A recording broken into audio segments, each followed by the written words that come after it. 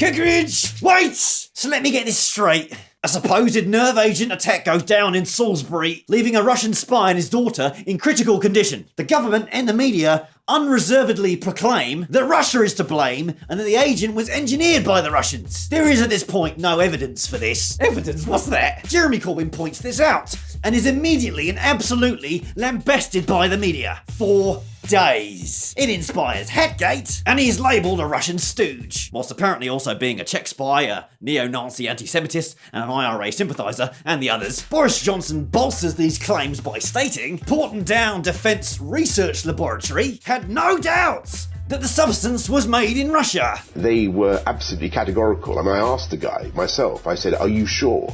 And he said, there's no doubt. No doubt, he said. Ooh. During this time, Jeremy Corbyn is destroyed by the media for a 6-year-old Facebook comment interpreted as anti-Semitic. Media outrage! Destroyed for celebrating Passover with a left-wing Jewish group. No, Jeremy, not them, they're the wrong kind of Jews. Media outrage! And a Facebook group, We Support Jeremy Corbyn, is labelled a hate factory due to a few offensive comments. Media outrage! Now, after the 2 Salisbury victims make a recovery from a nerve agent that has no known cure, Porton Down's chief executive says that scientists have not identified the precise source of the nerve agent. We have not verified the precise source. Which means that Boris Johnson lied. He's a liar. He lied. The Foreign Secretary on a matter of national security that almost took us to war. So, media outrage. Go!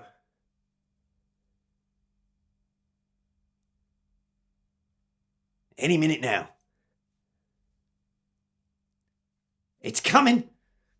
I can feel it. I can feel it in my bones. Come on. Come fucking on. Come on.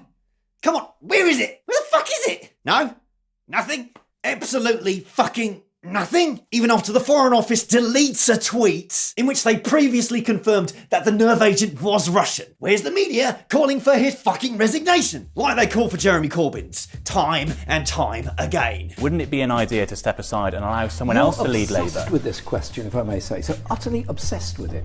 Isn't it an important obsession to have a strong opposition in Britain? And we people have are a very asking whether strong you can opposition provide that. if you bothered to report what we were doing. And for what? For having one of the best MP voting records for equality, against racism, and standing up for the oppressed for over 30 years. For being democratically elected twice as the leader of the biggest political party in the UK by far. For actually standing up to the Tories on the cruel effects of austerity. For speaking out on the atrocities committed towards Palestinians on the Gaza-Israeli border, whilst Theresa May says absolutely fuck all nothing. Where is the outrage for Ian Paisley, DUP MP, retweeting Islamophobic propaganda from Katie Hopkins, only a week after they made him poster boy for protesting Corbyn's alleged anti-Semitism, or the Conservative Facebook pages, filled with misogyny, abuse and violent threats, or the pro-Jacob Rees mob groups disgusting homophobic remarks towards Labour NEC's Eddie Izzard, or Alan Sugar posting this fucking shit whilst trying to call out Corbyn. Nice try, dick. Where is it?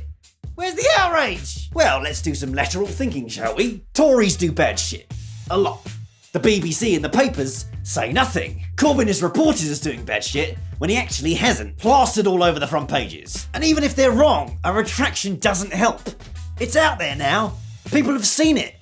The damage is done. Now, I may be going out on a limb here, but could it possibly be true that the media doesn't actually like you? Whoa there, you say. Who doesn't like me? I'm an awesome guy. See, it says that to maintain power and influence, all they have to do is just twist the truth a little, or a lot. When media mogul and general shit Rupert Murdoch, general shit, owner of the majority of the UK's press, enjoys astounding access to Downing Street. When BBC bosses apply for jobs to head Theresa May's communications. When big Tory donors are running shady statistical companies responsible for leaking your personal data to affect elections on the world stage. No wonder more young people are turning to social media as their main source of news and information. The same social media that national TV stations are now unashamedly and selectively attacking. And Corbyn?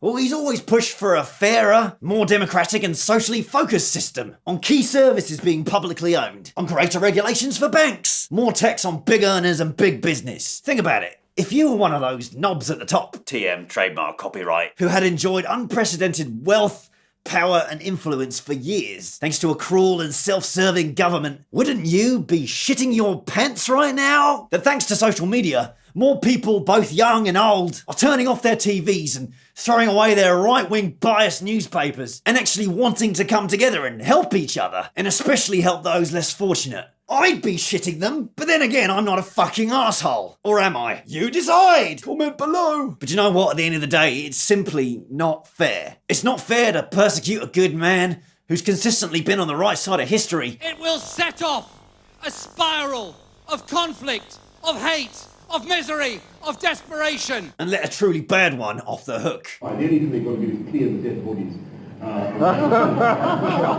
Listen to the TV if you want. Call Corbyn supporters what you like, but I can guarantee you ask any one of them what they truly stand for, and they'll all say the same thing.